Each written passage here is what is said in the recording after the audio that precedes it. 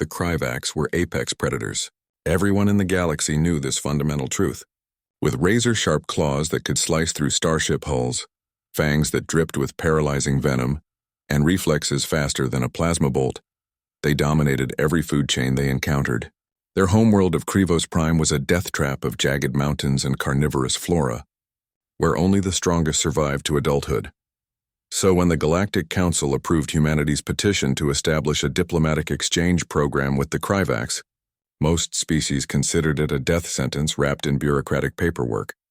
Olivia Martinez didn't see it that way. The xenobiologist had volunteered for the posting without hesitation, her dark eyes bright with curiosity rather than fear.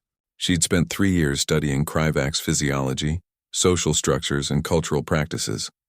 She knew their mating calls from their hunting roars, could distinguish between 7 different threat displays, and had memorized the proper etiquette for approaching a Kryvax elder without triggering their territorial instincts. What the textbooks hadn't prepared her for were the cubs. Olivia had been on Krivos Prime for 6 standard weeks when matriarch Jarix invited her to the nursery dens. It was an unprecedented honor. The Kryvax guarded their young with legendary ferocity, and no off-worlder had ever been permitted within a mile of the breeding grounds.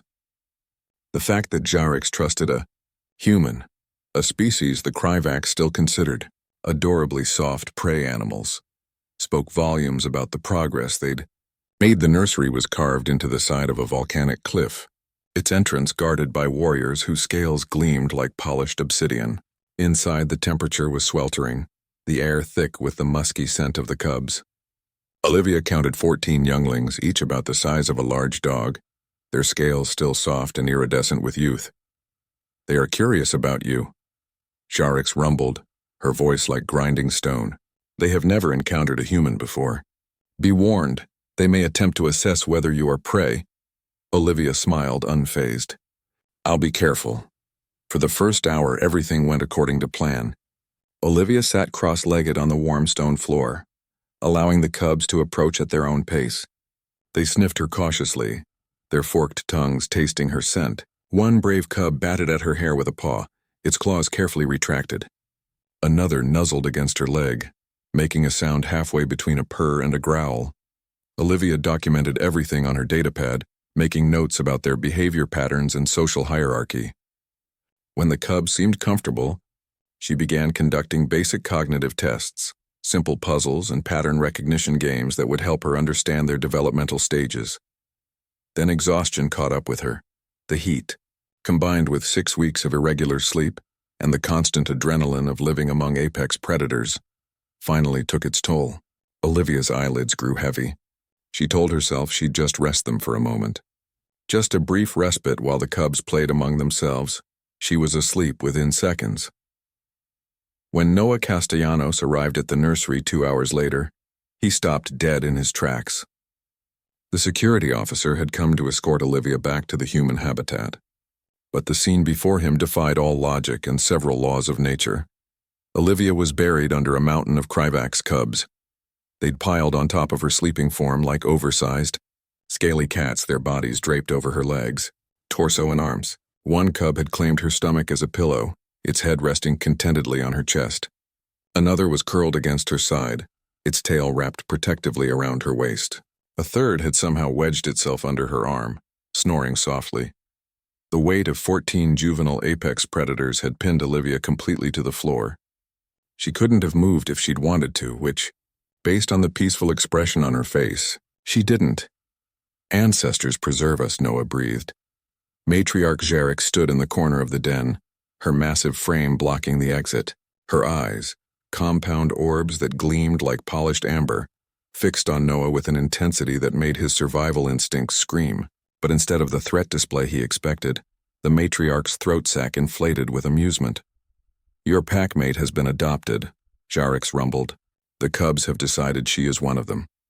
Noah's hand instinctively moved to his sidearm, though he knew the plasma pistol would be useless against a full-grown Kryvax.